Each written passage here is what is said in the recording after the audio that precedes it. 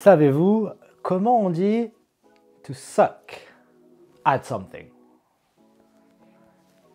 You don't? Mais alors comment pouvez-vous décrire votre niveau de français? Bon, c'est pas grave, je suis là pour vous maintenant, ne vous inquiétez pas, la leçon d'aujourd'hui porte justement là-dessus. On va s'intéresser aux différentes manières de critiquer son niveau de français ou ses compétences et ses capacités de manière générale. Et on va commencer du plus gentil au plus méchant. Donc on va devoir évoquer des termes informels. Peggy 18. On commence tranquillement. Voici la première possibilité.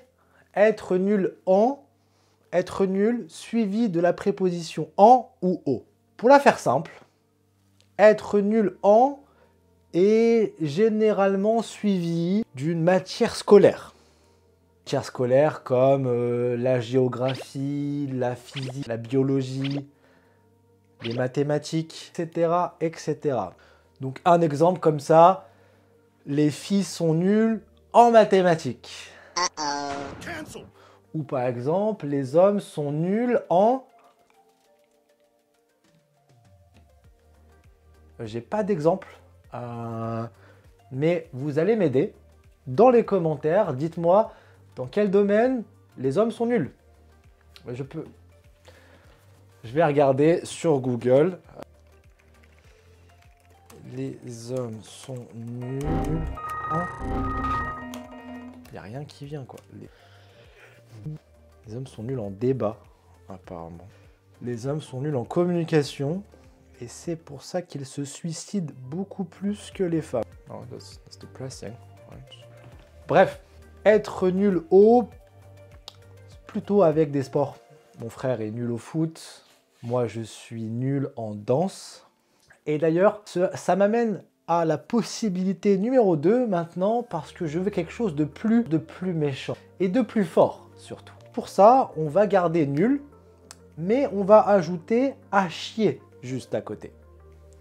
Parce que moi, je ne suis pas juste nul en danse, je suis nul à chier en danse. Vraiment, je suis nul à chier. Ou autre exemple, je suis fan de foot et j'ai le malheur de supporter l'équipe de l'Olympique Lyonnais. Et vraiment, cette année, nous sommes derniers du classement. Et vraiment, mon équipe, cette année, est nulle à chier. Allez, option numéro 3, être éclaté. Je l'entends souvent de la bouche de mes amis qui n'ont pas un vocabulaire très développé. Je vais perdre mes seuls abonnés maintenant. Vous voulez un exemple, j'imagine? Admettons, vous allez voir un film français, par exemple le dernier film d'Astérix. En sortant du cinéma, vous pouvez dire « Putain, mais ce film était éclaté ». Or better yet, you could say « Ce film était éclaté, sa mère » ou « éclaté au sol ». On a plusieurs variantes avec « éclaté ». Voilà, donc la prochaine fois qu'on vous demande « How good is your French ?» you could say « Nul à chier »,« éclaté » ou juste « nul ». Voilà, ne me remerciez pas, je vous souhaite une excellente journée et and that's it.